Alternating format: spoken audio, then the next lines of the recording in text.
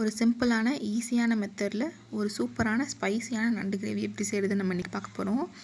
ஒரு மிக்ஸி ஜாரில் 3 பெரிய வெங்காயம், ஒரு துண்டு இஞ்சி, 15 பல் பூண்டு போட்டு நல்லா அரைச்சி எடுத்துக்கலாம். ஒரு கடாயில் எண்ணெய் விட்டு நல்லா காஞ்ச உடனே கொஞ்சமாக கருவேப்பிலை ஆட் பண்ணிவிட்டு நம்ம அரைச்ச பேஸ்ட் ஆட் பண்ணிக்கலாம். நல்லா மிக்ஸ் பண்ணிவிட்டு 1 டீஸ்பூன் மிளகாய் பொடி, 1/2 டீஸ்பூன் சீரகத்தூள், 1/2 டீஸ்பூன் மிளகுத்தூள், 1/2 டீஸ்பூன் சோம்புத்தூள் ஆட் பண்ணிக்கலாம். வீட்டில் ரெடி பண்ண பட்டை கிராம்பு ஏலக்காய் தூள். இதோட ரெசிபி சீக்கிரமாக ஷேர் பண்ணுறேன்.